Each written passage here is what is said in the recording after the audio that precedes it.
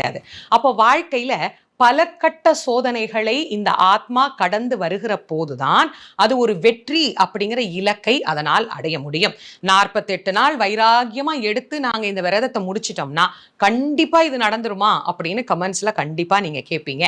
இப்பவே நான் ஒரு விஷயம் உங்களுக்கு சொல்றேன், நீங்க தெளிவா தெரிஞ்சுக்கோங்க. 48 நாள் அப்படிங்கறத ஒரு மண்டலம் அப்படின்னு நமக்கு சொல்லுவாங்க. யார் ஒருத்தர் ஒரு மண்டல காலத்திற்கு வைராகியமா ஒரு விஷயத்தை நான் செய்தே தீருவேன் அப்படின்னு உறுதியோடு செய்கிறார்களோ அவர்களுக்கு உண்மையிலேயே அந்த காரியம் கைகூடக்கூடிய நேரம் வந்து விட்டது அப்படின்னு அர்த்தம்.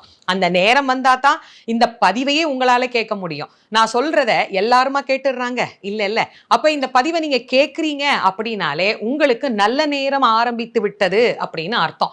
நீங்க அதை கடைப்பிடிக்கிறீங்க அப்படின்னாலே நீங்க நினைத்த காரியத்தை நிறைவேற்றி கொள்ள முருகன் உங்களை அழைக்கிறார் அப்படின்னு அர்த்தம். இது எல்லாமே இருந்தா தான் நம்மளால விரதத்தை ஆரம்பிக்க முடியும்.